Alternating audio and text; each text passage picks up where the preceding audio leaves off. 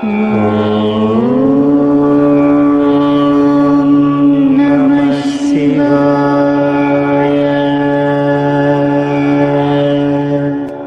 గురుభ్యో నమః. శ్రీమాత్రే నమః. ఈరోజు మనము జీవితం యొక్క ఒక నిజాన్ని గురించి మాట్లాడుకోబోతున్నాము. ఇది ప్రతి తల్లి తండ్రి తెలుసుకోవాలి. మీ వృద్ధాప్య వయసులో కన్నీళ్లు రాకుండా ఉండాలి అంటే, హృదయ బాధ ఉండకూడదు అంటే కొన్నింటిని మన పిల్లలకు చెప్పకూడదు. చాలా సందర్భాలలో తల్లిదండ్రులు తమ పిల్లలతో తమ బాధలు సమస్యలు పంచుకుంటారు. కానీ మీకు తెలుసా, ఈ విషయాలు మీ వృద్ధాప్యాన్ని మరింత కష్టతరంగా మార్చవచ్చు. ఈరోజు నేను మీకు 3 ముఖ్యమైన విషయాలను చెప్తాను. వీటిని మీరు మీ పిల్లలతో పంచుకోకపోయినట్లయితే మీ జీవితం సంతోషంగా గౌరవప్రదంగా సాగుతుంది. ఈ కథలో అమాయకుడైన తండ్రి మనోహర్ తన కొడుకు కోసం తన జీవితాన్ని అర్పించాడు. కానీ అదే కొడుకు ఎదిగిన తర్వాత తన తల్లిదండ్రులను పూర్తిగా విస్మరించి ధనానికి హోదాకి మాత్రమే ప్రాధాన్యతను ఇచ్చాడు. ఈ కథలో ఎంతటి ప్రేమ, త్యాగము, అవమానము, ప్రతీకారము, అన్యాయము నిక్షిప్తమై ఉన్నాయో అస్సలు మీరు ఊహించలేరు. అయితే చివరికి ప్రేమ గొప్పదా, హోదా గొప్పదా, గౌరవం కలగాలంటే ధనమే ముఖ్యమా? మనోహర్ తన కొడుకును క్షమించాడా లేక అతనికి గుణపాఠం నేర్పించాడా? ఈ విషయాలు కేవలము మీ జీవితాన్ని సుఖమయం చేయడమే కాదు, మీ సంబంధాలను మరింత బలపరిచేందుకు ఇవి ఎంతగానో ఉపయోగపడతాయి. ముందుగా చెప్పుకోవలసిన విషయం ఏమిటి అంటే, గరుడ పురాణం ప్రకారము ఒక కథ లేదా బోధనను మధ్యలో వదిలేసినట్లయితే అది మహాపాపంగా పరిగణించబడుతుంది. ఎందుకంటే అర్ధాంతరంగా వదిలేయబడిన కథ అర్థం చేసుకోలేని జీవితం లాంటిది. అందువలన వీడియోని చివరి వరకు చూడండి. సుమన్ అనే ఒక వృద్ధుడు గౌరవనీయమైన వ్యక్తి. రోడ్డు పక్కన చిన్న పిల్లల చెప్పులను తను శుభ్రం చేస్తూ ఉన్నాడు. ఆయన వయసు కారణంగా తన శరీరం వంగిపోయింది. దుస్తులు సాధారణంగా ఉన్నాయి. అప్పుడు వినయ్ అనే వ్యక్తి అక్కడికి వచ్చాడు. సుమన్ని ఆ స్థితిలో చూసి వినయ్ ఎగతాళి చేస్తూ, నువ్వు ఇతరుల చెప్పులను శుభ్రం చేసి కడుపు నింపుకుంటున్నావా? బావుంది. ఇలా ఈ పని చేసుకోవడం వలన కనీసము నీకు నీ కడుపు నిండా భోజనమైనా లభిస్తుందా? ఇదిగో ఇలా చూడు, నా చెప్పులను శుభ్రం చేవి. ఇవి మురికి కాలంలో పడిపోయాయి. నువ్వు శుభ్రం చేస్తే నేను ఈ చెప్పులు శుభ్రం చేసినందుకు నీకు 2000 రూపాయలు ఇస్తాను అని చెప్పాడు వినయ్. 2000 నోటును చూపిస్తూ మాట్లాడుతూ ఉండగా తన కాళ్లను ముందుకు చాపాడు. సుమన్ అతడిని చూసి నిశ్శబ్దంగా ఉన్నాడు.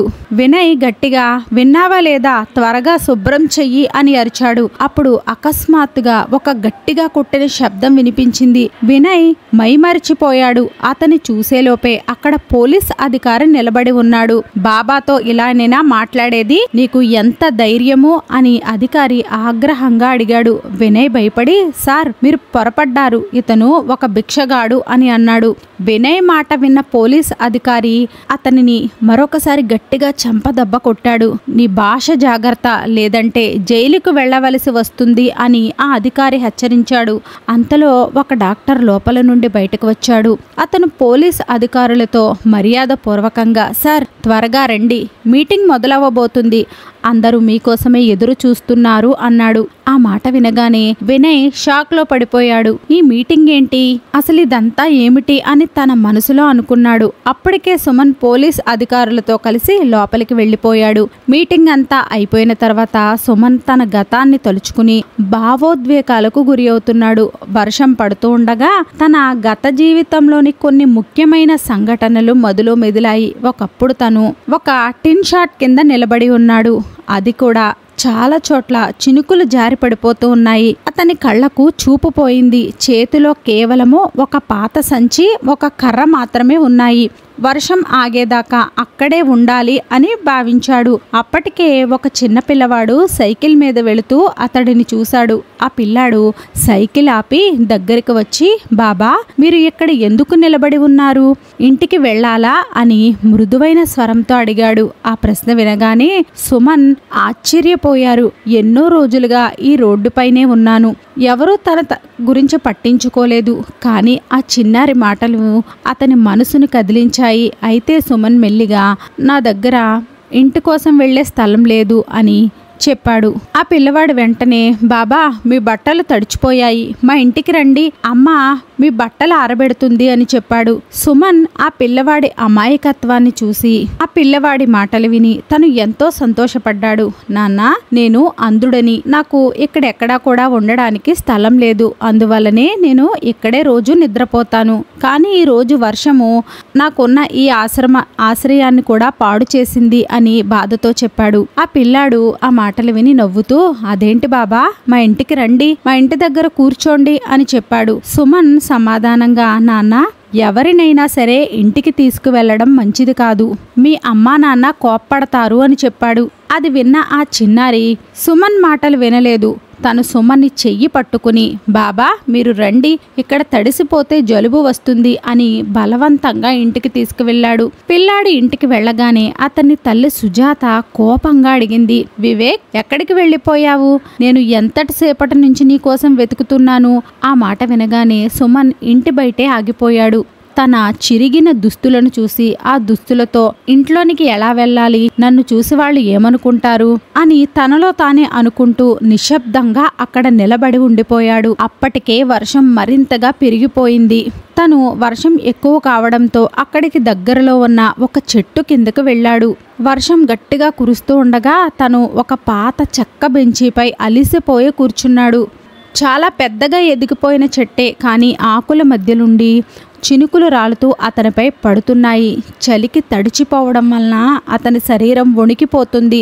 తను తన పాత సంచి నుండి ఒక మురికిగా ఉన్న ఒక కంబలిని తీసుకుని దాన్ని వేసుకుని అక్కడే కూర్చున్నాడు.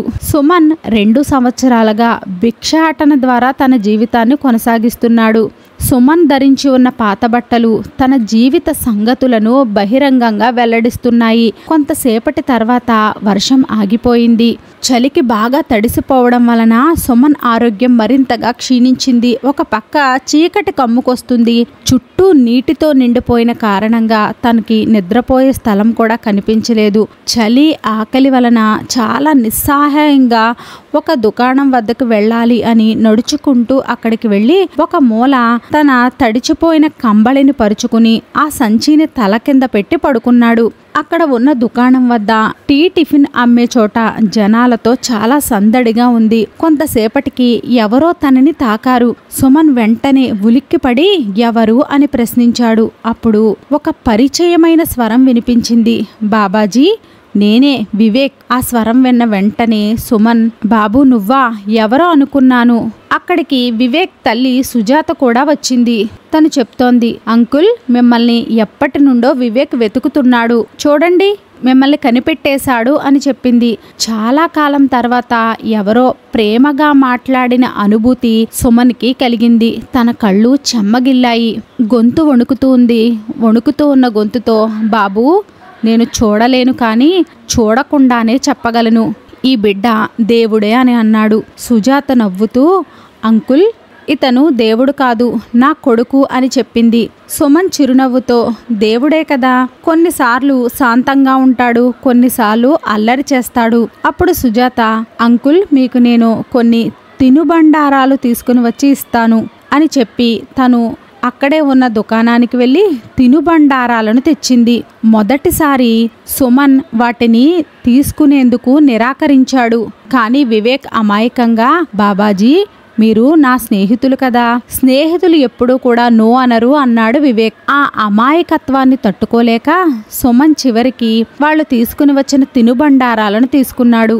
ఇంతలో సుజాత, అంకుల్ మీరు రాత్రంతా ఇక్కడే నిద్రపోతారా అని ప్రశ్నించింది. కొంతసేపు నిశ్శబ్దం వహించిన తర్వాత సుమన్, అవును బాబు నేను ఇక్కడే నిద్రపోతాను, నా జీవితం ఇలా మారిపోతుందని నేను ఎప్పుడూ కూడా ఊహించుకోలేదు. ఒకప్పుడు నాకు ఇల్లు కుటుంబము ఉండేవి, కానీ ఇప్పుడు ఈ వీధులే నా ఆశ్రయము అని అన్నాడు. ఆ మాటలు వినగానే సుజాత కళ్ళు నీటితో నిండిపోయాయి.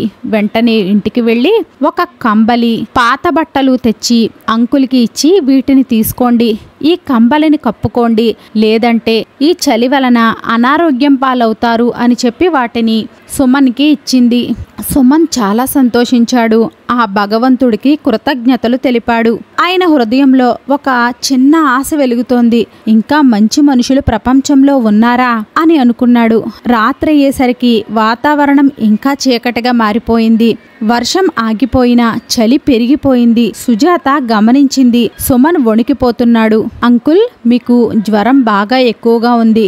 నా భర్త డాక్టర్, నేను వెంటనే మీకు మందులు తెప్పిస్తాను అని చెప్పింది. వెంటనే వివేక్ ఆనందంగా, బాబా, మా నాన్న డాక్టర్, అందరికీ ఆరోగ్యం బాగుండేలా చూస్తాడు అని చెప్పాడు. సుజాత నవ్వుతూ, అంకుల్జీ, నేను ఇప్పుడే మందులు పంపిస్తాను, రేపు పూర్తిగా చికిత్స చేయిస్తాము అంటూ మందులు ఇచ్చింది. ఆ తర్వాత వివేక్తో కలిసి ఇంటికి వెళ్ళిపోయింది. సుమన్ మనసు కదిలిపోయింది. తనను ఎంత ప్రేమగా చూసుకునే ఆ అమ్మాయిని, ఆ చిన్న బిడ్డను దేవుడు ఎంతో గొప్పగా తీర్చిదిద్దాడు అని భావించాడు. సుజాత ఇచ్చిన బట్టలు, కంబలి కప్పుకొని నిద్రపోయాడు. ఉదయం అవ్వగానే వివేక్ తన తండ్రి సౌరభ్ను పిలిచి, నాన్న, బాబాజీకి రాత్రి గట్టిగా జ్వరం వచ్చింది, వెంటనే వెళ్ళి చూసేయాలి అన్నాడు. సౌరభ్ తన మెడికల్ బ్యాగ్ తీసుకుని వివేక్తో కలిసి అక్కడికి వెళ్ళాడు. కానీ అక్కడ సుమన్ కనిపించలేదు.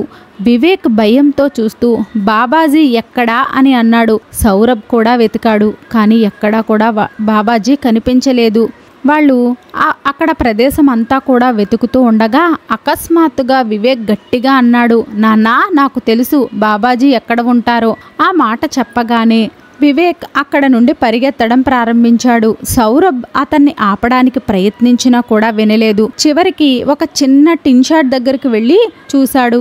నాన్న, ఇక్కడే బాబాజీ ఉంటారు అని తన తండ్రిని అక్కడికి తీసుకుని వెళ్లారు. వివేక్, బాబా, నిన్న నీకు బాగా జ్వరం వచ్చింది, అమ్మ ఇచ్చిన కంబళి, బట్టలు ఎక్కడా అని అడిగాడు. సుమన్ బాధగా, బాబు, రాత్రి కొంతమంది వచ్చి నన్ను అక్కడ నుండి వెళ్ళిపోమని చెప్పారు. నా కంబలి, బట్టలు అన్నీ కూడా వాళ్లే తీసుకుని వెళ్ళిపోయారు అని చెప్పాడు. నా చేతిలో ఏమీ లేకుండా పోయింది, నేను ఏమీ చెయ్యలేకపోయాను. ఆ మాటలు విన్న వెంటనే వివేక్ కళ్ళలో నుండి నీళ్లు వచ్చాయి. సౌరభ్ సుమన్ పక్కనే నిలబడి, అంకుల్, మీరు మా ఇంటికి రండి, నేను మీ ఆరోగ్య పరీక్షలు చేసి అవసరమైన మందులను ఇస్తాను అని చెప్పాడు. సుమన్ మొదట నిరాకరించాడు. బాబు, నా కుటుంబ సభ్యులే నన్ను వదిలి వెళ్ళిపోయారు. ఇప్పుడు నేను ఎవరిపైనా కూడా ఆధారపడాలి అని అనుకోవడం లేదు. నువ్వు నా కోసం ఇంత చేసినందుకు చాలా కృతజ్ఞతలు. నన్ను ఇప్పుడు ఇక్కడే వదిలేసి వెళ్ళిపోమని చెప్పాడు. సౌరభ్ నెమ్మదిగా, అంకుల్, వివేక్ మిమ్మల్ని బాబా అని పిలిచాడు అంటే మీరు మా కుటుంబ సభ్యులే. మీ కుమారుడితో ఉండడానికి ఎందుకు మీరు అభ్యంతరం చెప్తున్నారు అని చెప్పాడు. ముందుగా మీరు పూర్తిగా కోలుకుంటే ఆ తరువాత మిమ్మల్ని ఎక్కడికైనా వెళ్ళడానికి నేను ఆపను. కానీ ఇప్పుడైతే మీరు తప్పకుండా మా ఇంటికి రావాలి అని సౌరభ్ నచ్చజెప్పాడు. సౌరభ్ మళ్ళీ చెప్పడము, వివేక్ గొడవ చేయడంతో ఇక సుమన్ ఏమీ చేయలేక అంగీకరించాడు. వారు ఇంటికి వెళ్లారు. ఇంటికి వెళ్ళిన తర్వాత సుజాత సుమన్కి సౌకర్యంగా కూర్చోబెట్టి అన్ని ఏర్పాట్లను చేసింది. సౌరభ్ సుమన్కి ఆరోగ్య పరీక్షలు చేశాడు. జ్వరానికి మందులు ఇచ్చాడు. కొన్ని రోజులలోనే సుమన్ ఆరోగ్యంగా మారిపోయాడు. సుజాత, సౌరభ్ ఎలాంటి జాగ్రత్తలు తీసుకోవడంలో ఏమాత్రమూ కూడా వెనకడుగు వెయ్యలేదు. వివేక్ అయితే ప్రతి నిమిషము కూడా వారి పక్కనే ఉండేవాడు. కొద్దిగా సుమన్ పూర్తిగా కోలుకున్నాడు. మంచి ఆహారము, విశ్రాంతి వలన ఆయన ముఖం మళ్ళీ కాంతివంతమైంది. ఒకరోజు సుమన్ సుజాత సౌరభ్ను చూసి, బాబు, మీరు నా కోసం చేసిన ఈ సాయం నేను జీవితంలో ఎప్పటికీ మరిచిపోలేను. దేవుడు మిమ్మల్ని నా జీవితంలో దేవదూతలలాగా పంపాడు అని కృతజ్ఞతలు చెప్పాడు. సుజాత చిరునవ్వుతో, అంకుల్, ఇది మేము చెయ్యాల్సిన కర్తవ్యమే. వివేక్ మిమ్మల్ని బాబా అంటాడు అంటే మీరు మా కుటుంబంలో ఒకరు అని చెప్పింది. సుమన్ కన్నీళ్లతో, నా వారే నన్ను వదిలి వెళ్ళిపోయారు, కానీ ఈ అపరిచితులు నాలో వాళ్ళ కుటుంబాన్ని చూసుకుంటున్నారు అని మనసులో భావించాడు. ఒకరోజు సుజాత, సుధీర్ సుమన్ని అడుగుతున్నారు, అంకుల్, మీరు అనుమతిస్తే మిమ్మల్ని ఒక విషయం అడగవచ్చా అని సంకోచంగా అడిగారు. సుమన్ స్వల్పంగా చిరునవ్వుతో, చెప్పు. సుజాత కొంచెం సిగ్గుపడుతూ, మీకు కొడుకులు కుమార్తెలు ఉన్నారా? వారు మీతో ఎందుకు ఉండడం లేదు అని ప్రశ్నించింది. సుమన్ ఒక్కసారిగా మౌనంగా మారిపోయాడు. తన కళ్ళల్లో పాత జ్ఞాపకాలు కదిలాడాయి. ముఖంపై బాధ స్పష్టంగా కనిపించింది. నెమ్మదిగా కన్నీళ్లు తుడుచుకుని, నాకు ఒక కుటుంబం ఉంది, కానీ ఇప్పుడు ఎక్కడుందో తెలియదు. వారందరూ కూడా నన్ను వదిలేసి వెళ్ళిపోయారు. నేను ఎంత వెతికినా వారి గురించి ఎటువంటి సమాచారము కూడా లభించలేదు అని బాధతో చెప్పాడు. సుజాత, అంకుల్, అసలు ఏం జరిగింది? మీరు ఇలా అనాథలా మారిపోయారు అని ప్రశ్నించింది. సుమన్ గత జ్ఞాపకాలలో మునిగిపోయాడు. అప్పటి రోజులు తన కళ్ళ ముందు కనిపించాయి. 1.5 సంవత్సరాల క్రితం వరకు వారి జీవితం ఆనందంగా సాగింది. భార్య, 2 కుమారులు, కోడళ్లతో కలిసి ఉండేవారు. ఆయన భార్య సుమిత్ర భర్తతో కలిసి తీర్థయాత్రలు చేసేవారు. దేశంలోని పవిత్ర స్థలాలను సందర్శించారు. కుటుంబంలో ఎవరికి ఏ కొరత కూడా లేదు. ఒకరోజు సుమన్, సుమిత్ర ఇద్దరు కూడా తీర్థయాత్రలకు వెళ్లారు. అక్కడ ఒక పట్టణంలో రోడ్డు దాటుతూ ఉండగా చాలా వేగంగా వచ్చిన కారు వాళ్ళని గుద్దేసింది. ఆ ప్రయాణంలో సుమన్ తలకి, కన్నులకు తీవ్రమైన గాయాలయ్యాయి. కానీ ఆయన భార్య పరిస్థితి మరింత విషమంగా మారిపోయింది. కుమారులు వెంటనే ఆసుపత్రిలో చేర్పించారు. వైద్యులు ఎంతో ప్రయత్నించినా ఆమెను రక్షించలేకపోయారు. ఆ సమయంలో సుమన్ కళ్లకు బ్యాండేజీలు వేసి ఉండడంతో చివరిసారి తన భార్యను కూడా చూడలేకపోయాడు. ఆమె మరణము తనని పూర్తిగా కుదిపేసింది. కొన్ని రోజుల తర్వాత మరొక విషాద వార్త ఆయనను మరింత నిశ్శబ్దం చేసింది. డాక్టర్లు చెప్పారు, మీ కంటి గాయము చాలా తీవ్రమైనది, ఇక మీదట మీరు చూడలేరు. ఆ వార్త ఆయన జీవితాన్ని మరింత చీకటి చేసివేసింది. ఆసుపత్రి నుంచి ఇంటికి తిరిగి వచ్చాక పరిస్థితి పూర్తిగా మారిపోయింది. కోడళ్లకు ఆయనను చూసుకోవడం ఇష్టం లేదు. కొడుకులు ఆఫీసుకు వెళ్లిపోయేవారు. ఇంట్లో ఉండేది కోడళ్లే. అయితే వారు ఎప్పుడూ కూడా సుమన్ బాధ్యతను ఒకరిపై ఒకరు నెట్టేసేవారు. ఎన్నోసార్లు సుమన్ ఆకలితోనే ఉండేవాడు. కళ్ళు కనిపించిన కారణంగా తన పనులను తను చేసుకునే ప్రయత్నం చేస్తే తడబడిపోతూ ఉండేవాడు. ఒక్కొక్కసారి నీళ్లు మంచంపై ఒలిగిపోతూ ఉండేవి. తప్పుగా దుస్తులు ధరిస్తే కోడళ్ళు అలా చూస్తూ నవ్వి అపహాస్యం చేస్తూ ఉండేవారు. అయినా కూడా వారెవ్వరూ ఆయనకు సహాయం చేసేవారు కాదు.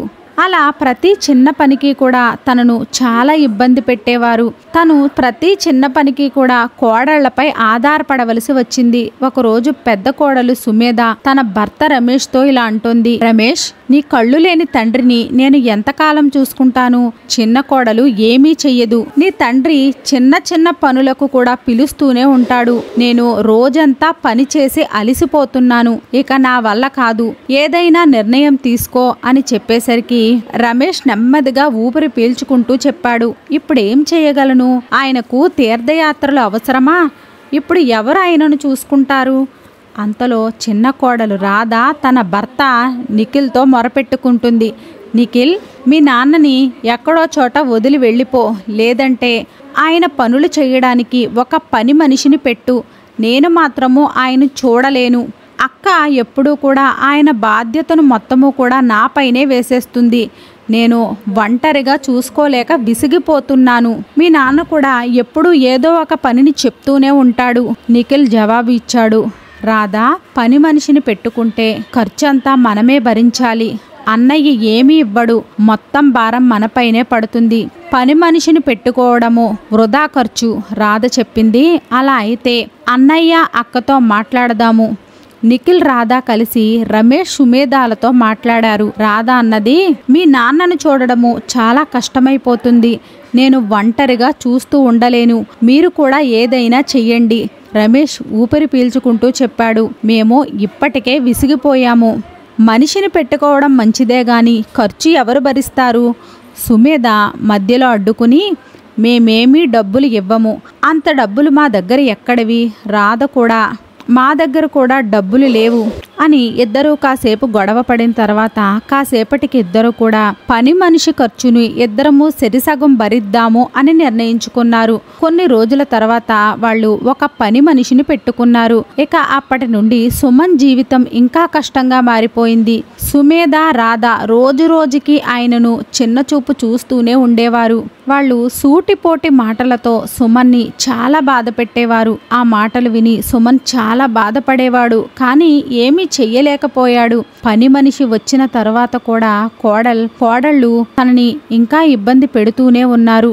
సుమన్ని చూసుకోవడంతో పాటు ఇంటి పనులు కూడా ఆ మనిషి చెయ్యవలసి వచ్చేది. ఒక కోడలికి పని చేస్తే మరొక కోడలికి కోపం వచ్చేసేది. మేము కూడా డబ్బులు ఇస్తున్నాము, ఎందుకు పని చెయ్యవు అని గొడవలు పడేవారు. ఇక ఆ గొడవలతో పని మనిషికి విసుగు వచ్చి కొద్ది రోజులకే పని వదిలేసి వెళ్ళిపోయింది. కోడళ్ళు తమ గదులలోనికి వెళ్ళిపోయారు. ఇక సుమన్ పరిస్థితి మరింత దారుణంగా మారిపోయింది. అతను ఆకలితో ఇబ్బంది పడుతున్నా కూడా ఎవ్వరూ పట్టించుకునేవారు కాదు. ఆకలి భరించలేక తనే స్వయంగా ఆహారాన్ని వెతుక్కునే ప్రయత్నం చేశాడు. కానీ కంటి చూపు లేకపోవడం వలన ఏ పదార్థాలు ఎక్కడున్నాయో గమనించలేకపోయేవాడు. ఏదైనా తీసుకోవాలి అని అనుకున్నప్పుడు పొరపాటుగా చేతులు అక్కడ ఇక్కడ తగలడం వలన గాజు పాత్రలు పగిలిపోయాయి. ఆ శబ్దం విని సుమేధ, రాధ పరిగెత్తుకుంటూ వచ్చారు. చీకటిలో కిచెన్లో పడి ఉన్న గాజు ముక్కలను చూసి సుమేధ కోపంగా అరిచింది. ఇప్పటికే నీ వల్ల పని మనిషి పారిపోయింది, ఇప్పుడు ఇల్లంతా ధ్వంసం చేస్తున్నావు, ఈ నష్టాన్నంతా ఎవరు భరిస్తారు అని చెప్పి సుమేధ కోపంతో సుమన్ని నెట్టేసింది. సుమన్ నేలపై పడిపోయాడు.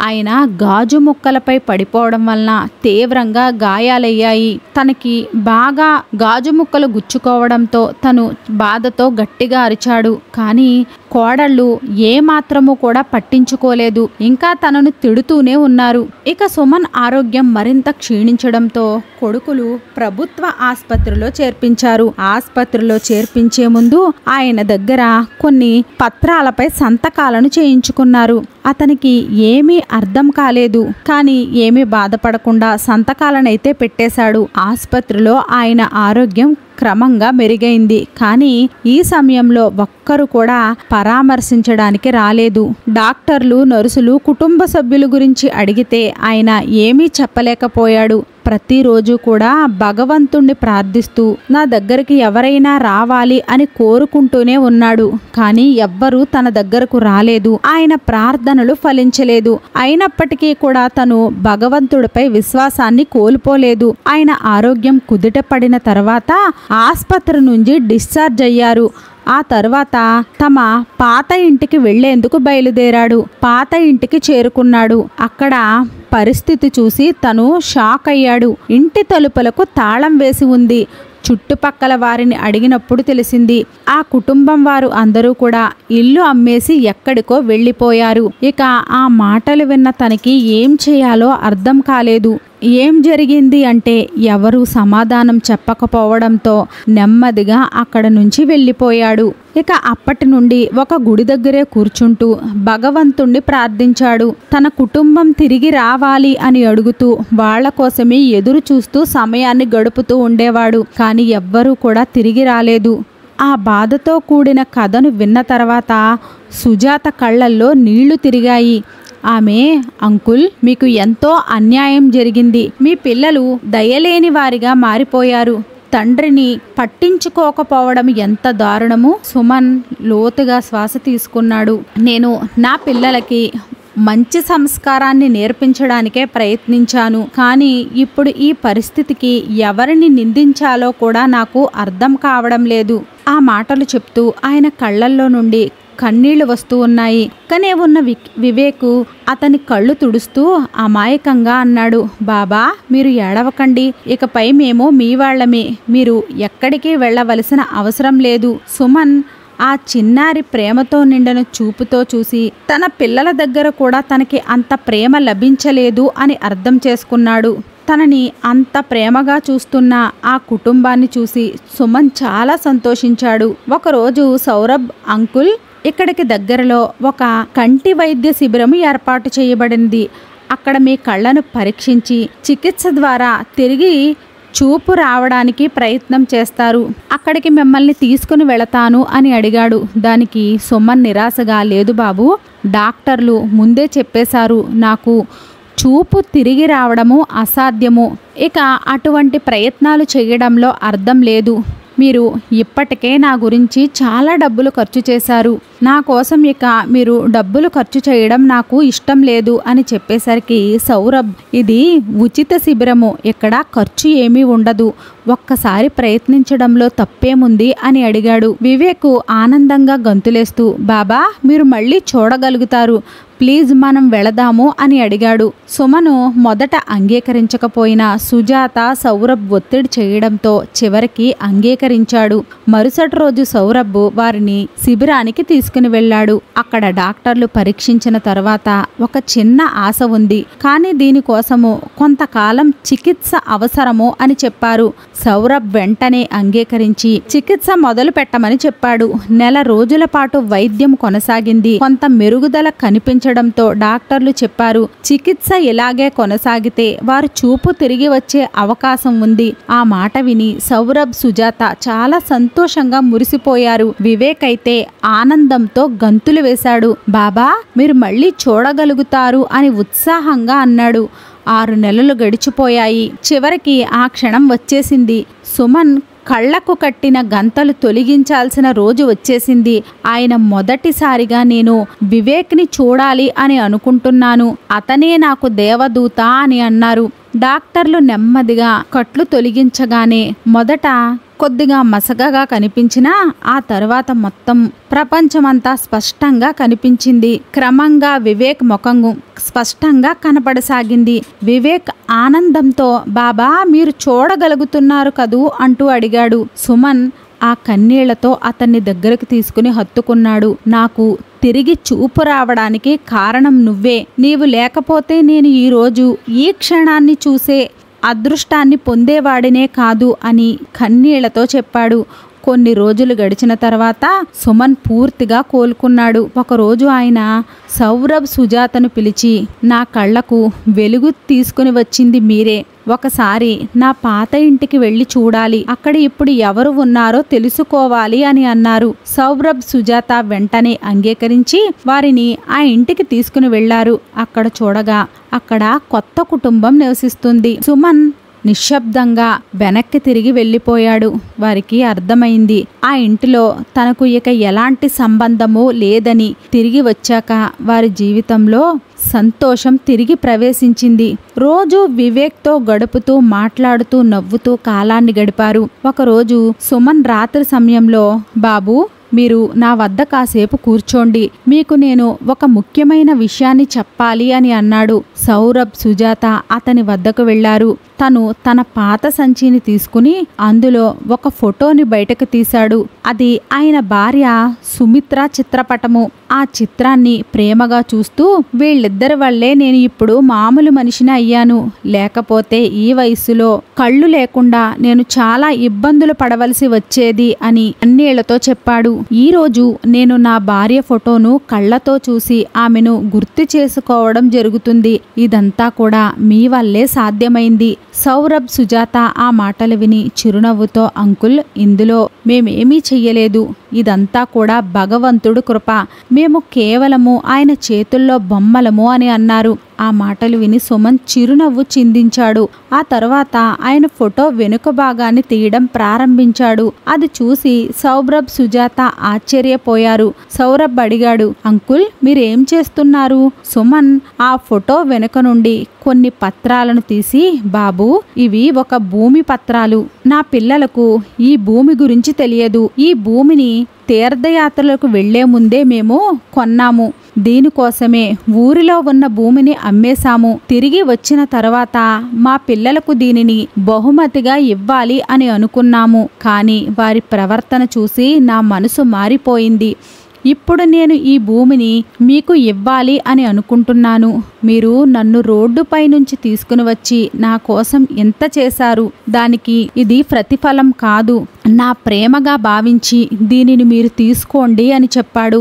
సౌరభ్, సుజాత ఒక్కసారిగా ఆశ్చర్యపోయారు. సౌరభ్ చెప్పాడు, లేదండి మేము దీనిని తీసుకోలేము. మేము మీకోసం చేసినది ఏ ఆశతోనో చేసినది కాదు. మాకు అది ఒక బాధ్యతగా అనిపించింది. సుమన్ నిరాశతో, ఈ భూమి ఇక నాకు పనికిరాదు. నేను దీనిని మీ పేరుపై రాస్తున్నాను. దయచేసి తీసుకోండి అని అన్నాడు. సౌరభ్ కొంచెం ఆలోచించి, సరే అంకుల్, మేము ఒక షరతుతో దీన్ని తీసుకుంటాము. మీరు ఒప్పుకుంటే ఈ భూమిపై ఒక ఆస్పత్రిని నిర్మిద్దాము. అలా అయితే ఇది ఎంతో మందికి ఉపయోగపడుతుంది అని చెప్పారు. సుమన్ ఆనందంతో, అది మంచి ఆలోచన బాబు. ఇతరులు మంచికి ఉపయోగపడుతుందంటే నాకు ఇంకా ఆనందమో అని అన్నాడు. ఆ వెంటనే ఆలోచించి, ఆస్పత్రిని నిర్మించడానికి ఎంతో డబ్బు కావాలి. మన దగ్గర అంత పెద్ద మొత్తం ఎక్కడి నుంచి వస్తుంది అని ప్రశ్నించారు. సౌరభ్ కొంచెం ఆలోచించి, అంకుల్, మనం ఒక పని చేద్దాము.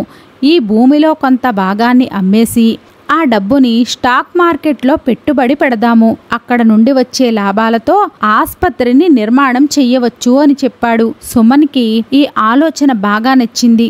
ఇది నిజంగా మంచికే ఉపయోగపడితే నాకెంతో ఆనందంగా ఉంటుంది అని వెంటనే అంగీకరించాడు. మరుసటి రోజు సౌరభ్ భూమి కొలతలు వేయించాడు. భూమి చాలా పెద్దగా ఉండడంతో కొంత భాగాన్ని అమ్మేసి ఆస్పత్రి నిర్మాణానికి ఆ డబ్బు పూర్తిగా సరిపోతుంది అని స్పష్టమైంది. కొద్ది రోజుల తర్వాత భూమిలో కొంత భాగాన్ని మంచి ధరకు అమ్మేశాడు. అది చూసి సుమన్ ఆశ్చర్యపోయాడు. సౌరభ్ తన స్నేహితుని సలహాతో ఆ డబ్బుని స్టాక్ మార్కెట్లో పెట్టుబడి పెట్టాడు. 6 నెలలలోనే మంచి లాభాలు వచ్చాయి. కేవలం ఏడాదిలోపే ఆస్పత్రి నిర్మాణానికి అవసరమైన మొత్తం డబ్బు సమకూరింది. ఆస్పత్రి నిర్మాణ పనులు వేగంగా మొదలయ్యాయి. మధ్యలో మరికొంత డబ్బు అవసరమైనప్పుడు సుమన్ తన పాత ఆభరణమైన డైమండ్ రింగు, బంగారు గొలుసును తీసి, బాబు, ఇవి నాకు అవసరం లేదు. ఇవి మంచికే ఉపయోగపడడము నాకెంతో ఆనందము అని వాటిని తీసి ఇచ్చాడు. సౌరభ్ ఆ ఆభరణాలను అమ్మి మిగతా డబ్బును సమకూర్చుకుని 2 సంవత్సరాలలో ఆస్పత్రిని పూర్తిగా నిర్మాణం జరిపించాడు. ఆస్పత్రి ప్రారంభోత్సవాన్ని సుమన్ చేతుల మీదుగా జరిపించాడు. ఆ రోజు సుమన్కి చాలా ఆనందం కలిగింది. ఇది కేవలము ఒక భవనం కాదు, ఇది నా కొత్త జీవితానికి నాంది. మీరందరూ కూడా నా మీద చూపించిన ప్రేమకు ఇది ఒక అద్భుతమైన ప్రతిఫలము అని అన్నాడు. ఆస్పత్రి బాధ్యతలను పూర్తిగా సౌరభ్ స్వీకరించాడు. రోజు సుమన్ కారులో ఆస్పత్రికి వెళ్ళి రోగులతో మాట్లాడి చాలా సమయాన్ని ఆస్పత్రిలోనే గడిపేవాడు. ఆయన జీవితంలో మునిపటి నిరాశ అంతా కూడా దూరమైపోయింది. ఒక రోజు రాత్రి సౌరభ్ ఇంట్లో ఉన్నప్పుడు అతనికి ఒక ఆందోళనకరమైన ఫోన్ వచ్చింది. ఆ ఫోన్లో ఒక మహిళ భయంతో, నా బిడ్డ ఘోరమైన ప్రమాదానికి గురి అయ్యాడు. అతని పరిస్థితి చాలా ప్రమాదకరంగా ఉంది. దయచేసి నా బిడ్డను కాపాడండి అని వేడుకుంది. సౌరభ్ వెంటనే వారిని ఆస్పత్రికి రమ్మని చెప్పి తాను కూడా తక్షణమే ఆస్పత్రికి చేరుకున్నాడు. ఆస్పత్రికి రాగానే తీవ్రమైన గాయాలతో 7 ఏళ్ల చిన్నవాడు చికిత్స కోసం ఎదురు చూస్తున్నాడు. ఆస్పత్రికి తీసుకుని రాగానే అతని శరీరంపై అనేక గాయాలు కనిపించాయి. రక్తం కారుతున్న సౌరభ్ వెంటనే చికిత్సను ప్రారంభించాడు. ఆ చిన్న బాలుడికి బ్యాండేజీలు వేసి రక్తస్రావాన్ని ఆపే ప్రయత్నం చేశాడు. అయితే ఆ పిల్లవాడి పరిస్థితి మరింత విషమంగా మారిపోయింది. ఎందుకంటే ఇంకా తను స్పృహలోనికి రాలేదు. రాత్రి ఇంటికి వెళ్ళిన తర్వాత సౌరభ్ సుజాతతో మాట్లాడుతూ, ఈరోజు ఒక చిన్న పిల్లవాడిని ఆస్పత్రికి తీసుకుని వచ్చారు. అతనికి ప్రమాదం జరిగింది. అతని కాలి ఎముక పూర్తిగా నుజ్జు అయిపోయింది. బహుశా అతని కాలు తీసేయాల్సి వస్తుంది అంటూ బాధగా భార్యతో చెప్పాడు. ఆ పిల్లాడు మన వివేక్ లాగే అమాయకంగా అందంగా ఉన్నాడు. అతని పరిస్థితి చూసి నాకు చాలా బాధగా అనిపించింది. సుజాత కూడా ఆ విషయం విని చాలా బాధపడింది. ఆ రాత్రి ఇద్దరూ కూడా ఆ చిన్నారిని గుర్తు చేసుకుంటూ బాధతోనే నిద్రపోయారు. ఉదయం లేవగానే సౌరభ్ సుమన్తో మాట్లాడుతూ, అంకుల్, ఈరోజు మీ కళ్లకు ఒక సాధారణ పరీక్ష ఉంది. అలాగే కొంతమంది అధికారులు ఆస్పత్రికి వస్తున్నారు. వాళ్ళు మీతో కొంచెం మాట్లాడాలంట, కొన్ని ప్రశ్నలు అడుగుతారు అని చెప్పాడు. అది విన్న సుమన్ ఒప్పుకున్నాడు. తను తన ఆస్పత్రిని కళ్లతో చూడగలుగుతున్నందుకు సంతోషపడ్డాడు. ఆస్పత్రిలో అధికారులతో మాటలు ముగిసిన తర్వాత సుమన్ కారిడార్ వైపు నడిచి వచ్చాడు. సౌరభ్ ఒక గదిలోనికి పరిగెడుతుంటే ఆయన కూడా వెనకే వెళ్ళాడు. గదిలోనికి వెళ్ళగానే ఒక చిన్న పిల్లవాడు మంచం మీద పడుకుని ఉన్నాడు. అతని శరీరంలో శ్వాస ఉన్నా అతనిలో కదలికలు కనిపించలేదు. పక్కన ఒక మహిళ, ఒక పురుషుడు భయంతో తన పిల్లవాడిని కాపాడాలి అని సౌరభ్ని వేడుకుంటూ ఉన్నారు. సుమన్ ఆ మహిళను, ఆ పురుషుణ్ణి గమనించగానే అవాక్కయ్యాడు. వాళ్ళు తన పెద్ద కుమారుడు రమేష్, అతని భార్య సుమేధ అని తెలిసి దిగ్భ్రాంతి చెందాడు. మంచం మీద తన మనమడిని చూసిన వెంటనే అతని మనసు క్షోభతో నిండిపోయింది. కళ్ళల్లో నీళ్లు తిరిగాయి. ఏళ్ల తరబడి తన కొడుకు మనవడిని చూడకుండా ఆయన చాలా బాధలో ఉన్నాడు. వాళ్ళని ఒక్కసారిగా చూడగానే తను తట్టుకోలేకపోయాడు. భగవంతుణ్ణి ప్రార్థిస్తూ, హే భగవంతుడా, దయచేసి ఈ అమాయకుడైన పసివాడిని కాపాడండి. నేను నా జీవితంలో ఎన్నో బాధలను భరించాను, కానీ ఈ చిన్నారిని ఈ దుస్థితిలో చూడలేకపోతున్నాను అని ప్రార్థించాడు. ఇక రమేష్ తన తండ్రిని చూసి షాక్లోకి వెళ్ళిపోయాడు.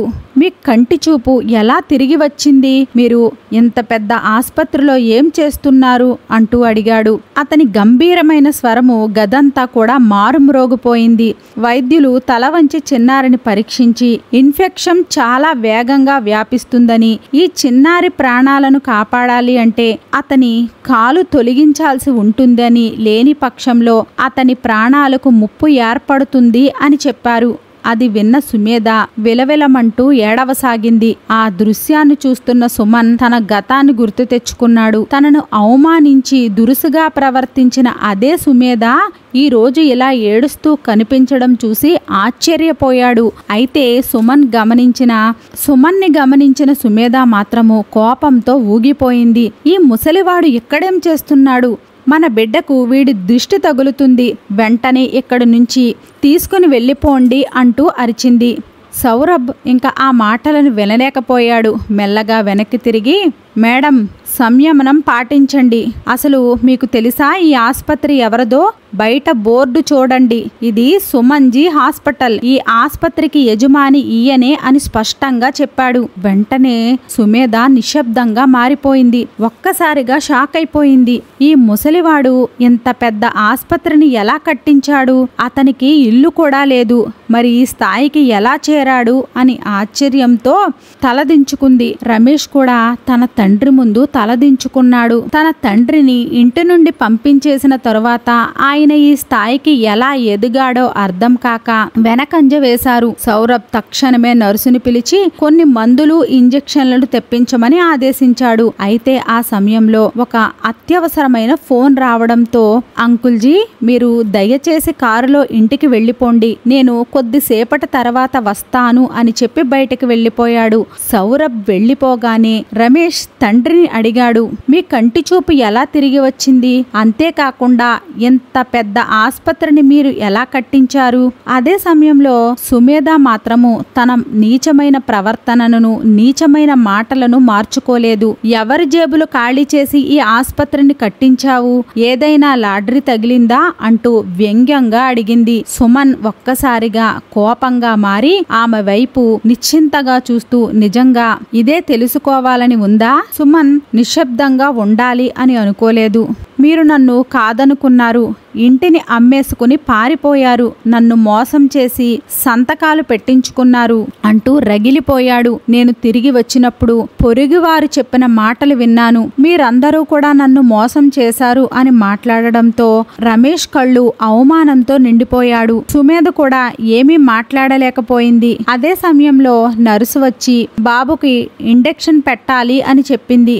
సుమన్ తన మనవడిని చూస్తూ కళ్ళల్లో నీళ్లు నిండిపోయాయి. అయినా సుమేధ రమేష్ వైపు చూసి, మీరు ఏం చేసినా కూడా అదంతా కూడా మీ తప్పే. ఈ అమాయకుడైన పిల్లవాడు ఏ తప్పు కూడా చెయ్యలేదు. ఈ పిల్లవాడి పడుతున్న ఇబ్బందులను నేను చూడలేకపోతున్నాను అని అన్నాడు. రమేష్ ఇదంతా కూడా నేను అసలు ఊహించలేదు అని చెప్పేలోపే సుమేధ అకస్మాత్తుగా పిల్లాడి వద్దకు పరిగెత్తింది. ఆ పిల్లవాడు ఊపిరి తీసుకోవడం కూడా చాలా కష్టంగా మారిపోయింది. భయపడిపోతున్న సుమేధ ఆ పిల్లవాడిని గట్టిగా కదుపుతూ ఉంది. తను కన్నీళ్లు పెట్టుకుంటూ సుమన్ వైపు చూస్తుంది. మీరు వెంటనే డాక్టర్ని పిలవండి. మీరు ఈ ఆస్పత్రికి యజమాని. మీరే నా బిడ్డను కాపాడగలరు. చూడండి, నా బిడ్డ పరిస్థితి ఇంకా క్షీణించిపోతుంది. నా కొడుకుని రక్షించండి అంటూ ఆమె ఏడుస్తూ ఆయన పాదాలపై పడింది. సుమన్ మనసు ఒక పక్కన కొట్టుకుపోతూ ఉంది. ఆ పిల్లవాడిని చూస్తూ తను చాలా బాధపడుతున్నాడు. ఇక ఆలస్యం చేయకుండా డాక్టర్ సౌరభ్కి కాల్ చేశాడు. బాబు, నువ్వు ఎక్కడ ఉన్నా వెంటనే రా. నువ్వు వైద్యం చేస్తున్న నా మనవడు పరిస్థితి చాలా విషమంగా ఉంది. తక్షణమే ఇక్కడికి రావాలి అని చెప్పాడు. సౌరభ్ వెంటనే అంకుల్ 5 నిమిషాలలో అక్కడికి చేరుకుంటాను. మీరేమీ కంగారు పడవద్దు అని చెప్పి వెంటనే తను ఆ మీటింగ్ అంతా కూడా వదిలేసి ఆస్పత్రికి పరిగెత్తుకుని వచ్చాడు. అతను వచ్చిన వెంటనే ఆ పిల్లవాడిని ఐసీయూలో పెట్టారు. నర్సులు ఇతర సిబ్బంది వేగంగా తనకి వైద్యాన్ని చేశారు. ఇక ఆ కాలు తీసేయకపోతే తన ప్రాణాలకి ముప్పు కలుగుతుందని వెంటనే వైద్యం చెయ్యాలి అని తీవ్రమైన స్వరంతో చెప్పాడు. అది విని సుమేధ ఏడుస్తూనే ఉంది. ఇక సుమేధ డాక్టర్తో చెప్తుంది, మీరు ఏమైనా చేయండి, కానీ నా బిడ్డను కాపాడండి. ఇక వెంటనే సౌరభ్ తన టీంని సిద్ధం చేసి చికిత్సను మొదలుపెట్టాడు. బయట నిలబడి ఉన్న మహేష్, సుమేధ భయాందోళనతో భగవంతుణ్ణి ప్రార్థనలు చేస్తూ ఉన్నారు. శస్త్రచికిత్స జరుగుతూ ఉండగా మహేష్, సుమేధ సుమన్కి చేతులు జోడించి కృతజ్ఞతలు తెలుపుతూ ఉన్నారు. సుమేధ కన్నీళ్లతో, నేను చాలా పెద్ద తప్పు చేశాను. మిమ్మల్ని చాలా బాధ పెట్టాను. మిమ్మల్ని పెట్టిన బాధ ఏమిటో నాకు ఈ రోజు అర్థమవుతుంది. నన్ను క్షమించండి. నేను చాలా పాపం చేశాను అంటూ ఏడవడం ప్రారంభించింది. మహేష్ కూడా చేతులు జోడించి, నాన్న, మీరు లేకపోతే మా బిడ్డను ఈ రోజు ఎవ్వరూ కాపాడలేకపోయేవారు. మేము మిమ్మల్ని అర్థం చేసుకోలేకపోయాము. మా తప్పులను క్షమించండి అన్నాడు. కానీ సుమన్ కేవలము దేవుణ్ణి ప్రార్థిస్తూ తన మనవడిని కాపాడాలి అని కోరుకుంటూ ఉన్నాడు. కొద్దిసేపటికే సౌరభ్ ఆపరేషన్ థియేటర్ నుండి బయటకు వచ్చి, మీ బిడ్డ ఇప్పుడు ప్రమాదం నుండి బయటపడ్డాడు. అయితే మేము అతని కాలు తొలగించాల్సి వచ్చింది, కానీ అతని ప్రాణాలను రక్షించగలిగాము అని చెప్పాడు. మహేష్, సుమేధ ఊపిరి పీల్చుకున్నారు. వారు డాక్టర్ సౌరభ్కి కృతజ్ఞతలు తెలిపారు. అయితే సౌరభ్, నాకు కాదు, వారికి ధన్యవాదాలు చెప్పండి అని చెప్పాడు. మహేష్, సుమేధ సిగ్గుపడుతూ సుమన్ వైపు చూశారు. ఇంతలో వెనకాల నుండి ఒక గొంతు వినిపించింది. అన్నయ్య, నన్ను క్షమించు. నేను నీ ఫోన్ కాల్ని అందుకోలేకపోయాను అని నరేష్ అతని భార్య రాధతో కలిసి ఆస్పత్రికి చేరుకున్నాడు. సుధీరుని చూసి తను కూడా ఆశ్చర్యపోయాడు. రాధ కూడా ఆలోచనలో పడిపోయింది. మహేష్ కోపంతో నరేష్ దగ్గరికి వెళ్ళి, నీకు ఫోన్ చేస్తే ఎందుకు తీయలేదు? నేను నిన్ను డబ్బులు అడుగుతానని అనుకున్నావా? మనము ఇంటి నుండి గెంటేసిన నాన్నగారే ఈరోజు మన బిడ్డ ప్రాణాలను కాపాడారు. మన నాన్నగారి గొప్పతనాన్ని నేను అర్థం చేసుకోలేకపోయాను. సుమన్ ముందు మహేష్ చేతులు జోడించి, నాన్న, మీరు మమ్మల్ని క్షమించారు. నా బిడ్డను కాపాడేందుకు ముందుకు వచ్చారు. ఈరోజు మా కళ్ళు తెరుచుకున్నాయి. మాకు తల్లిదండ్రుల విలువ అర్థమైంది అని ఏడుస్తూ చెప్పాడు. నాకు చాలా సిగ్గుగా అనిపిస్తుంది అని చెప్పేసరికి సుమన్ గట్టిగా శ్వాస తీసుకుని, నేను మీరందరి నుండి క్షమాపణలు రావాలి అని ఎప్పుడూ కూడా అనుకోలేదు. ఇదంతా కూడా నా బాధ్యత. తప్పులు ఎంచాలి అని నేను అనుకోవడం లేదు. మీ పిల్లలకు మీరు మంచి సంస్కారాన్ని నేర్పించండి. నేను మీకు మంచి సంస్కారాన్ని ఇవ్వలేకపోయాను. మీ పిల్లలకైనా మీరు మంచి సంస్కారాన్ని ఇవ్వండి అని చెప్పి తను కారులో కూర్చుని ఇంటికి వెళ్ళిపోయాడు. మహేష్, సుమేధ, నరేష్, రాధ అందరూ ఆయనను చూస్తూ నిలుచున్నారు. ఆ సంఘటన మహేష్, నరేష్లకే కాదు, అక్కడి ఉన్న ప్రతి ఒక్కరికి కూడా గుణపాఠం నేర్పించింది. తల్లిదండ్రుల స్థానము ప్రపంచంలో అత్యున్నతమైనది. వారిని ఎప్పుడూ కూడా భారంగా భావించకూడదు, గౌరవించాలి. వారి ఆశీర్వాదంతోనే జీవితం సాఫల్యమవుతుందని మీ అందరికీ అర్థమయ్యే ఉంటుంది. ఈ కథ మనకి 4 ముఖ్యమైన విషయాలను అందిస్తుంది. తల్లిదండ్రుల స్థానం జీవితంలో అత్యున్నతమైనది. అత్యాశ అనేది ఎక్కువైపోతే అది సంబంధాలను నాశనం చేస్తుంది. సమయము ప్రతి ఒక్కరికి కూడా తమ తాము చేసిన పనులకు తగిన ఫలితాలను ఇస్తుంది. ఎట్టి పరిస్థితుల్లోనూ కూడా దయని మానవత్వాన్ని వదిలిపెట్టకూడదు. ఇప్పుడు మనం ఈ కథ ద్వారా ఏం తెలుసుకోబోతున్నాము అంటే, వృద్ధాప్యంలో ఎవరి పిల్లలు తల్లిదండ్రులను చూసుకుంటారో, ఎవరు వారిని ఇంటి నుండి వెళ్ళగొడతారో, ఈ ప్రపంచంలో ప్రతి ఒక్కరూ కూడా తమ రుణాలను తీర్చుకోవడానికే వస్తారు. అదే తల్లిదండ్రులు మరియు పిల్లల మధ్య సంబంధము. ఇద్దరు తమ కర్మలను అనుభవిస్తారు. కొంతమంది పిల్లలు అమ్మ కడుపులోనే భారంగా ఉంటారు. జన్మించిన తర్వాత కూడా భారంగా మారిపోతారు. ఒక తల్లి పిల్లలకు జన్మనిస్తే అది కేవలము ఆ బిడ్డకే కాదు, ఆమెకు కూడా ఒక కొత్త జన్మ లాంటిదే. ఆ సమయానికి ఆమె జీవించి తన బిడ్డను చూసుకునే అవకాశం ఉంటుందా లేదా అనే విషయం కూడా తెలియదు. ఒక బిడ్డను ప్రసవించే క్రమంలో తల్లి అపారమైన బాధను అనుభవిస్తుంది. తన అందాన్ని, సౌకర్యాలను వదులుకుని ఎన్నో కష్టాలను ఎదుర్కొంటుంది. తల్లి తన పిల్లల కోసము ఆకలిని అనుభవించగలదు. పిల్లలు సంతోషంగా ఉండాలి అని కోరుకుంటుంది. కానీ అదే పిల్లలు పెరిగిన తరువాత తల్లిని మరిచిపోతే వారిని ఏమని పిలవాలి? అలాంటి పిల్లలు భూమికే భారము. ఇలా ఒక తండ్రి త్యాగం కూడా విలక్షణమైనదే. తండ్రి తన కష్టంతో పిల్లల భవిష్యత్తును సంరక్షిస్తాడు. వారి ఆనందం కోసము తన కలలను వదులుకుంటాడు. పిల్లలు విజయాన్ని చూసి గర్వంగా ఫీల్ అవుతాడు. కానీ అదే పిల్లలు పెరిగిన తరువాత తన తండ్రిని గుర్తించకపోతే వారిని ఏమని పిలవాలి? ఏది ఏమైనప్పటికీ కూడా తల్లిదండ్రులను పట్టించుకోలేని అలాంటి పిల్లలు వ్యర్థమే. వారు కేవలము వ్యర్థ పదార్థం లాంటి వారు. ఈరోజు మనం చెప్పుకున్న కథలో ఒక తండ్రి తన పిల్లల కోసం చేసిన త్యాగాలు, కానీ ఆ పిల్లలు ఆ తండ్రిని ఎలా విస్మరించారో తెలియచేస్తుంది. ఈరోజు మనం చర్చించబోయే కథ చాలా ముఖ్యమైనది. ఒక తండ్రి తన పిల్లల కోసం చేసిన త్యాగాలు, అతని పిల్లలు ఎలా విస్మరించారో తెలియచేస్తుంది. ఈ కథలో ఒక వ్యక్తి చాలా పేదవాడు. తను నగరంలో రిక్షా నడిపి కుటుంబాన్ని పోషించేవాడు. తన పేరు మోహన్. అతని భార్య శాంతి. వాళ్ళకి ఒక్కగాను ఒక కొడుకు ప్రభాత్.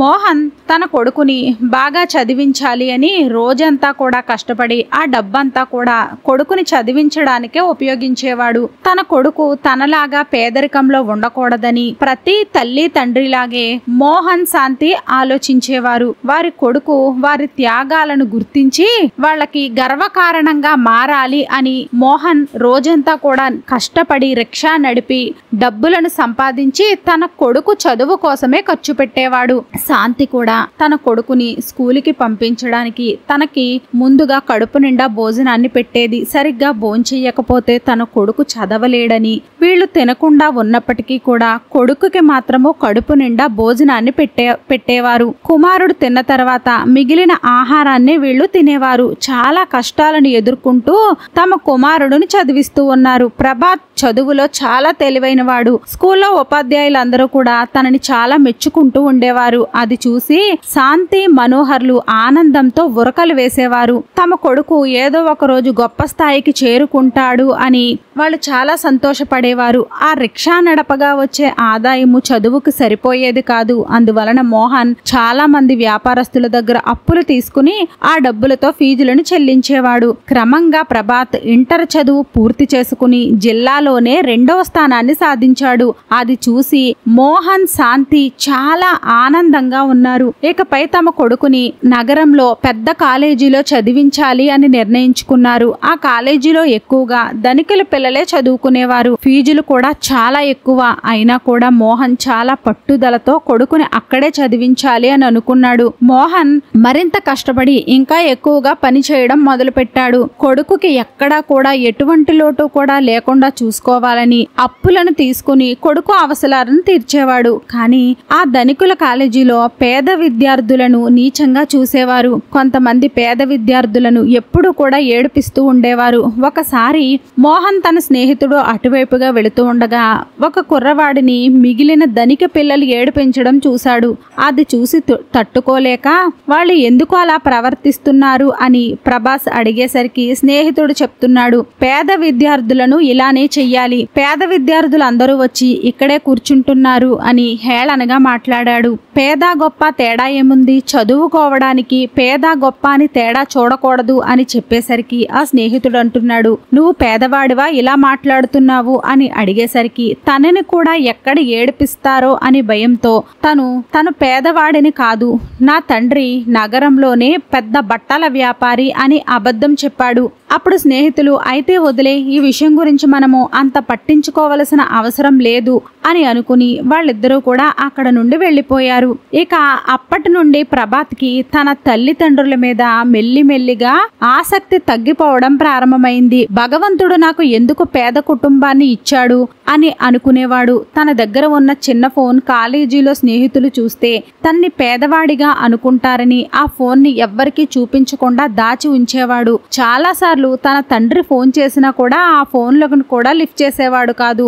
చాలా రోజులు తల్లిదండ్రులతో మాట్లాడకుండానే ఉండేవాడు. ఒకరోజు తన తండ్రికి ఫోన్ చేసి అడిగాడు, నాకు స్మార్ట్ ఫోన్ కావాలి, ఈ చిన్న ఫోన్తో నా స్నేహితులతో నేను కలవలేకపోతున్నాను, నన్ను వారు పేదవాడిగా అనుకుంటారు. అప్పుడు తండ్రి చెప్తున్నాడు, నా దగ్గర అంత డబ్బు లేదు, నేను చాలా కష్టపడి డబ్బు సంపాదించి నీ చదువు కోసం ఖర్చు పెడుతున్నాను, నేను సంపాదించిన డబ్బులు నిన్ను చదివించడానికే సరిపోవడం లేదు అని చెప్పేసరికి ప్రభాత్కి చాలా కోపం వచ్చింది. డబ్బులు లేనప్పుడు ఇంత పెద్ద పెద్ద కలలని ఎందుకు కన్నారు అని తండ్రిపై కేకలు వేశాడు. అప్పుడు తండ్రి చాలా మృదువుగా చెప్పాడు, బాబు, మేము నిన్ను పెద్ద కాలేజీలో చదివించడమే ఒక లక్ష్యంగా పెట్టుకున్నాము, నీ భవిష్యత్తు పేదరికంలో ఉండకూడదని కోరుకున్నాము, రేపొద్దున నువ్వు గొప్పవాడే అవ్వాలి, ఈ కష్టమంతా నీకోసమే అని చెప్పేసరికి, సరే, మీరు మాత్రము ఎప్పుడూ నా కాలేజీకి రావద్దు, మిమ్మల్ని ఎవ్వరూ కూడా ఇక్కడ చూడకూడదు, నా స్నేహితులు మిమ్మల్ని చూసారంటే నన్ను అవమానిస్తారు అని చెప్పి తన తండ్రితో చెప్పేసరికి ఇక తండ్రి బాధతో, బాబు, నువ్వు ఏమీ ఆలోచించకు, నేను నీ కోసం స్మార్ట్ ఫోన్ తెప్పిస్తాను, నీ సంతోషమే నాకు ముఖ్యమో అన్నాడు. మోహన్ భార్య శాంతి అది విని తన నగలను తీసి అమ్మి తన కొడుకుకి ఫోన్ కొనిపెట్టింది. ఇక ప్రభాత్ తన స్నేహితుల మధ్య తనను ధనికుడిగా చూపించేందుకు సిద్ధమయ్యాడు. తన తండ్రిని రోజు ఏదో ఒకటి అడుగుతూనే ఉండేవాడు. తండ్రి వడ్డీకి డబ్బులను తీసుకుని వచ్చి కొడుకు అడిగే ప్రతి కోరికను కూడా తీర్చేవాడు. కొడుకు కోరికలు తీర్చడానికి మోహన్ తన ఉన్న ఇంటిని కూడా అమ్మేశాడు. చివరికి శాంతిని తీసుకుని అద్దె ఇంట్లోనికి వెళ్ళిపోయాడు. ప్రభాత్ ధనికుల పిల్లల మధ్య ఉండడంతో పూర్తిగా మారిపోయాడు. ఇక తన తల్లిదండ్రులనే మరిచిపోయాడు. వాళ్ళ ఫోన్ కూడా లిఫ్ట్ చేయకుండా ఉండేవాడు. చాలా నిర్లక్ష్యంగా మాట్లాడేవాడు.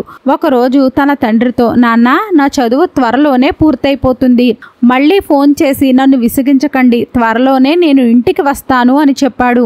కొడుకు మాటలు విన్న తల్లిదండ్రులు చాలా ఆనందపడ్డారు. శాంతి తన కొడుకును కలిసేందుకు చాలా ఆతృతతో ఎదురు చూస్తూ ఉండేది. ఆమె పొరుగువారితో, నా కొడుకు చదువు పూర్తి చేసుకుని గ్రామానికి వస్తున్నాడు, ఇక అన్నీ మారిపోతాయి అని చెప్పేది. కొడుకు ఇంటికి వస్తానని చెప్పి నెల రోజులు గడిచిపోయింది, కానీ తను రాలేదు. ముందే ఫోన్ చేయవద్దని చెప్పడంతో మోహన్, శాంతి అతనికి కాల్ కూడా చెయ్యలేదు. కానీ ఒకరోజు వారు ఇక ఆతృతతో ఎదురు చూడలేక ఫోన్ చేసేసరికి స్విచ్ ఆఫ్ అని వచ్చింది. తమ కొడుకు కోసం చాలా ఎదురు చూశారు.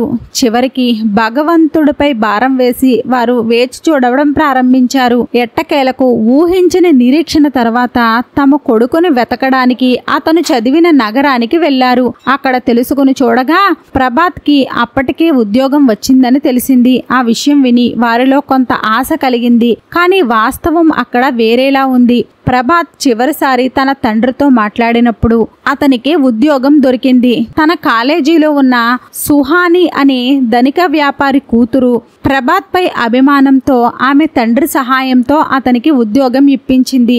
కొత్త ఉద్యోగము, కొత్త జీవితం పొందిన ప్రభాత్ తన తల్లిదండ్రులను పూర్తిగా మరిచిపోయాడు. అతని వారిని ఎప్పటికీ కూడా గుర్తు చేసుకోలేని స్థాయికి వెళ్ళిపోయాడు.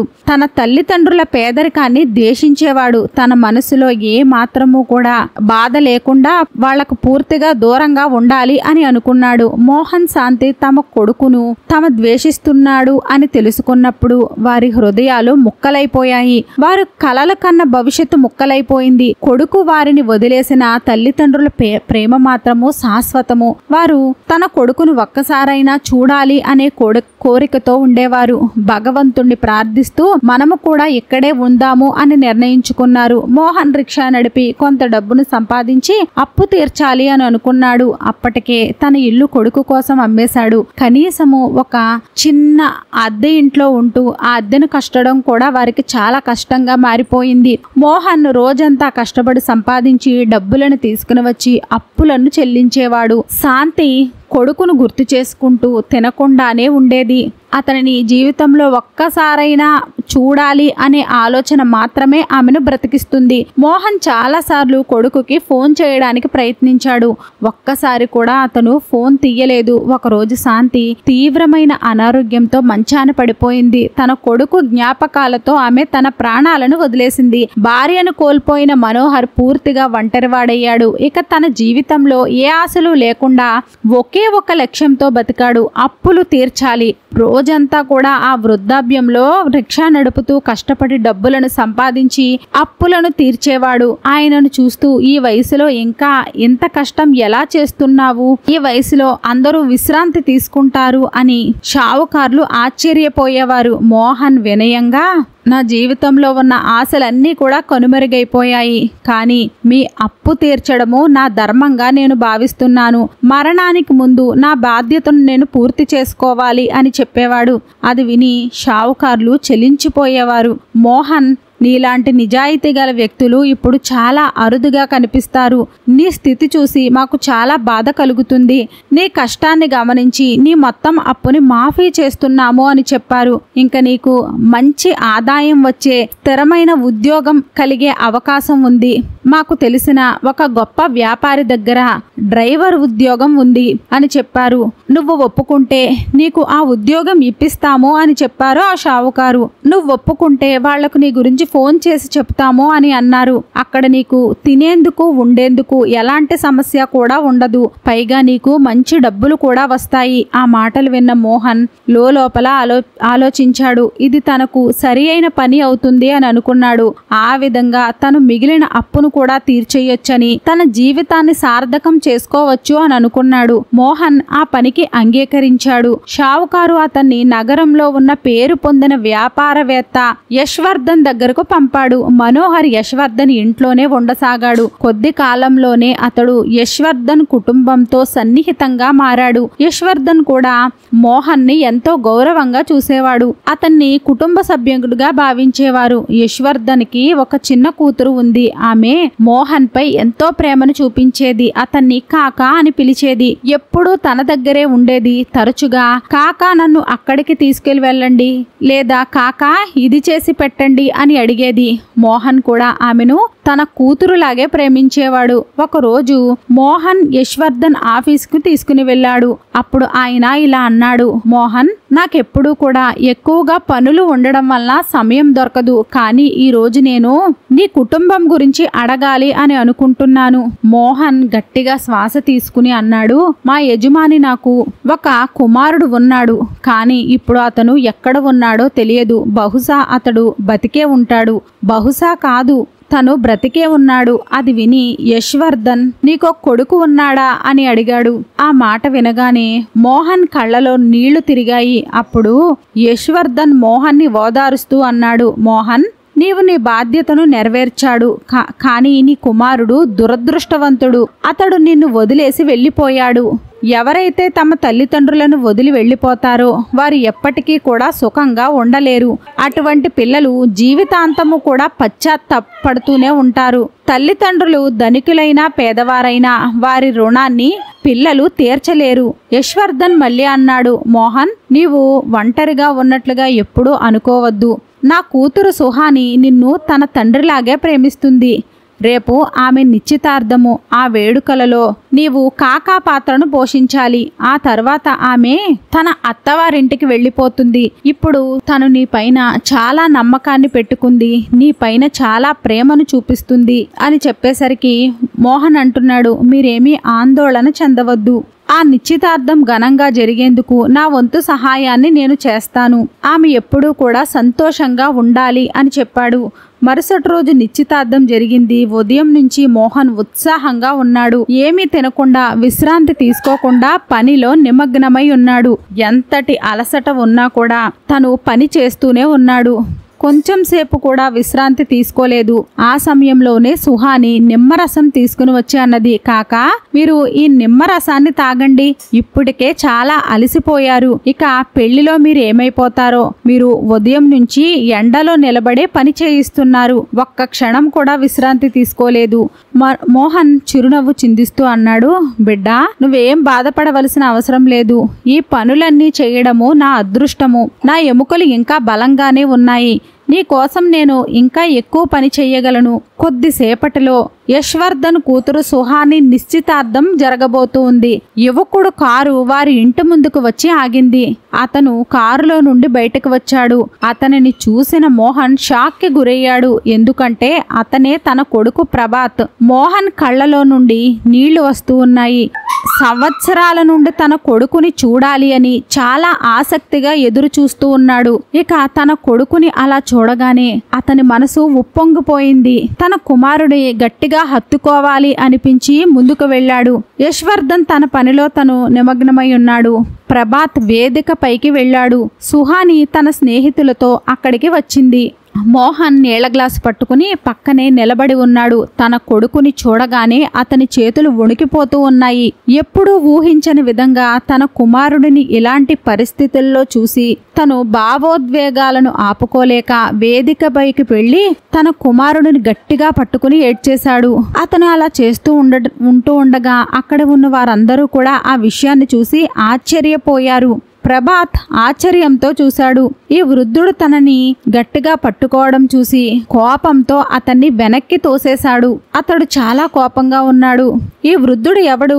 ఇతన్ని ఇక్కడి నుంచి పంపించేయండి. ఇలాంటి వారిని ఇంట్లో ఎలా ఉంచుకుంటారు? యశ్వర్ధన్ ముందుకు వచ్చి అన్నాడు, ప్రభాత్ వీరు మా సేవకులు కాదు, వీరు మా కుటుంబ సభ్యులు. నా కూతురు సుహాని వీరిని కాకా అని పిలుస్తుంది. వీరి కొడుకు వీరిని వదిలిపెట్టి వెళ్లిపోయాడు. అందుకే వీరు ప్రతి ఒక్కరిలోని తమ కుమారుడినే చూసుకుంటూ ఉన్నారు. ప్రభాత్ కోపంగా అన్నాడు, క్షమించండి నాన్నగారు, మీకు వీళ్ళ గురించి పూర్తిగా తెలియదు. వీళ్ళు ఏదో ఒక మోసం చేయడానికే ధనవంతుల వెంట తిరుగుతూ ఉంటారు. నాకు వీళ్ళ గురించి బాగా తెలుసు అని ప్రభాత్ చాలా అవమానకరమైన మాటలు మాట్లాడాడు. ఆ మాటలు వినగానే మోహన్ గుండె ముక్కలైపోయింది. ఆయన ఒంటరిగా ఒక మూలకు వెళ్లి మౌనంగా ఏడవసాగాడు. సుహాని అన్నీ వదిలేసి వెంటనే కాకా మోహన్ వద్దకు వెళ్ళింది. అక్కడికి వెళ్ళగానే మోహన్ తన కుమారుడు ఫోటోను చూసుకుంటూ కన్నీళ్లతో మునిగిపోయి ఉన్నాడు. తన కొడుకుని ఉన్నత స్థాయికి తీసుకుని రావడానికి తను చాలా కష్టపడ్డాడు. తన కొడుకు ప్రతి కోరికను నెరవేర్చడానికి అతని తల్లి ఇతర ఇళ్లల్లో పనిచేస్తూ తన ప్రాణాలను సైతం వదిలేసింది. కానీ ఈ రోజు వాళ్ళ కొడుకు వారి త్యాగానికి ఇచ్చిన ప్రతిఫలము. సుహాని మోహన్ గుండెలపై చెయ్యి పెట్టి ప్రశ్నించింది, కాకా ప్రభాత్ నిజంగా నీ కొడుకేనా? అతను మీ కొడుకైతే మీ పరిస్థితి ఇంతలా ఎందుకు మారిపోయింది? అతను మీతో ఎందుకు ఇలా ప్రవర్తించాడు అని అడిగింది. మోహన్ ఏడుస్తూనే సుహానికి తన కథ మొత్తం చెప్పాడు. అది విన్న సుహానికి ప్రభాత్ మీద మరింత అసహ్యం వేసింది. ఆలోచనలతో సుహాని లోపలికి వెళ్ళిపోయింది. మోహన్ అక్కడే తన కళ్ళు తుడుచుకుంటూ కూర్చున్నాడు. ఆ సమయంలో ప్రభాత్ అక్కడికి వచ్చి ఇలా అన్నాడు, నీ వల్ల నాకెప్పుడూ కూడా దరిద్రమే అంటుకుంటుంది. ఎక్కడికి వెళ్ళినా కూడా నన్ను వెంటాడుతూనే ఉన్నావు. నేను అనుకున్నాను నీవు ఇప్పటికే చనిపోయి ఉంటావు అని, కానీ ఇంకా బ్రతికే ఉన్నావా? అందుకు మోహన్ సమాధానం ఇచ్చాడు, నేను ఇప్పటికే చనిపోయాను, కానీ ఈరోజు నిన్ను నా కొడుకుగా భావించి నీ నిజ స్వరూపాన్ని నీకు కాబోయే మామగారైన యశ్వర్ధన్కి మాత్రము ఖచ్చితంగా చెప్పి తీరుతాను అని అన్నాడు. అది విన్న ప్రభాత్ కోపంతో ఉగ్రరూపం దాల్చి, నువ్వు గనక ఆ విషయాన్ని యశ్వర్ధన్కి చెప్పినట్లయితే చాలా ఘోరమైన పరిణామాలను అనుభవించవలసి వస్తుంది అని హెచ్చరించాడు. మోహన్ మౌనంగా వెళ్లిపోయాడు. అతనికి అర్థమైంది, తన కారణంగా ఏదైనా సమస్య వస్తే సుహాని కూడా బాధపడవలసి వస్తుంది. ఇంతలో వేదికపై నిశ్చితార్థం కోసము ఉంగరాల మార్పిడి జరగబోతోంది. సుహాని వేదికపైకి వెళ్లి ఇలా చెప్పింది, నా జీవితంలో నాకు ఎంతో ముఖ్యమైన వ్యక్తి మీ అందరికీ పరిచయం చెయ్యాలి అని అనుకుంటున్నాను. నా తండ్రి తర్వాత నాకు అత్యంత ప్రియమైన వ్యక్తి ఈయనే. ప్రభాత్ అనుకుంటున్నాడు, సుహాని తన గురించే మాట్లాడు మాట్లాడుతుందని. కానీ సుహాని మోహన్ను వేదికపైకి పిలిచి, ఈ కాక నాకు కాబోయే మామయ్య కూడా, కానీ దురదృష్టవశాత్తు వీరిని నేను నా మామయ్యగా అంగీకరించలేను అని చెప్పింది. ప్రభాత్ గందరగోళంగా ఆమెను చూసి, ఏమిటి సుహాని, నిజంగా నువ్వు నా గురించి నిజాన్ని తెలుసుకున్నావా అని అడిగింది. సుహాని మోహన్ని అడుగుతుంది. మీరు నా మామయ్య కావడము నా అదృష్టంగా భావిస్తున్నాను అని చెప్పింది. ఒక కొడుకు తన తల్లిదండ్రులను వదిలేసినప్పుడు భార్యను వదిలేయడం అంత పెద్ద విషయమేనా అని ప్రశ్నించింది. ఇక ప్రభాత్ సుహానిని కోపంగా, నువ్వు ఈ పని మనిషి మామగారిని అంగీకరిస్తున్నావా? అతను నీకు తగ్గవాడేనా అని అన్నాడు.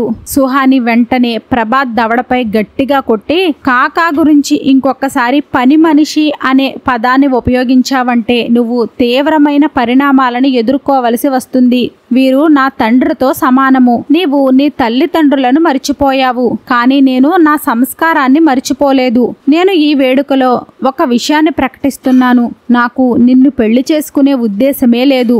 నువ్వు గర్వంతో నీ తల్లిదండ్రులను వదిలేశావు, కానీ నేను అలా నీచంగా ఉండలేను అని గట్టిగా చెప్పింది. అందరి ముందే ప్రభాత్తో నిశ్చితార్థాన్ని క్యాన్సిల్ చేసుకుంది. నీలాంటి వారితో పెళ్లి అనేది అసాధ్యము అని స్పష్టంగా చెప్పింది. మంచి కొడుకుగా ఉండలేని వాడివి మంచి భర్తవు ఎలా అవుతావు అని ప్రశ్నించింది. ప్రభాత్ తల దించుకుని అక్కడి నుండి వెళ్లిపోయాడు. సుహాని మోహన్ని చూసి, కాకా, అలాంటి కొడుకు కోసం ఎందుకు బాధపడుతున్నావు?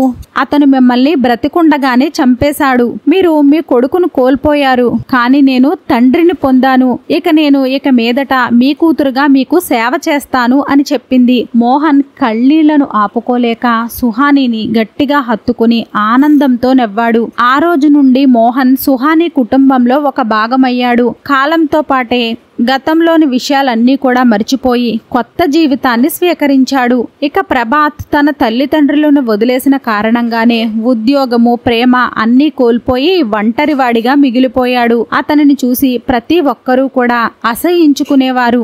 ఈ కథ మనకి ఒక గొప్ప బోధనను నేర్పిస్తుంది. జీవితము అతి విలువైన సంపద. మన సొంత కుటుంబాన్ని పొందడము, మనం మన కుటుంబాన్ని కోల్పోతే మనము నిజమైన పేదవాళ్ళం అవుతాము. అందుకే ఎప్పుడు కూడా తల్లిదండ్రులను మర్చిపోకండి. వాళ్ళు చేసిన త్యాగాలు మనం ఎప్పటికీ కూడా వాళ్ళ రుణాలను తీర్చుకోలేము. వాళ్లను నిర్లక్ష్యం చేసినట్లయితే దేవుడు మనల్ని క్షమించడు. తల్లిదండ్రుల ప్రేమకు విలువ ఇవ్వడం మర్చిపోతే జీవితంలో అన్ని కోల్పోవాల్సిందే. ధనము, హోదా, గర్వము ఇవన్నీ కూడా ఎప్పుడు మట్టిలో కలిసిపోతాయి. మంచితనము, ప్రేమ, గౌరవము ఇవన్నీ ఎప్పటికీ నిలిచి ఉంటాయి. తల్లిదండ్రులు మన కోసం ఎన్నో త్యాగాలను చేస్తారు, కానీ మనం ఎదిగిన తరువాత వారిని విస్మరించడం అన్యాయమే కాదు, పాపం కూడా. సుహాని తన మంచి మనసుతో మోహన్ కి న్యాయం చేసింది. చివరికి ప్రేమే గెలిచింది, అహంకారం ఓడిపోయింది. ప్రభాత్ తన తల్లిదండ్రులను తక్కువ అంచనా వేసి వారిని మరిచిపోయి చివరికి అన్నీ కోల్పోయాడు. కానీ మోహన్ తను కోల్పోయిన కొడుకు స్థానంలో ఒక గొప్ప కుమార్తెను పొందాడు. ధనం పోతే తిరిగి సంపాదించుకోవచ్చు, కానీ నమ్మకాన్ని, ప్రేమను కోల్పోతే తిరిగి పొందడము అసాధ్యము. వీడియో నచ్చినట్లయితే లైక్ చేయండి. వీడియో నచ్చినట్లయితే మన విరాట్ మంత్ర ఛానల్ని లైక్ చేయండి, షేర్ చేయండి, సబ్స్క్రైబ్ చేసుకోండి. వీడియో నచ్చినట్లయితే కామెంట్ బాక్స్లో జై శ్రీరామ్ అని తప్పక కామెంట్ చేయండి.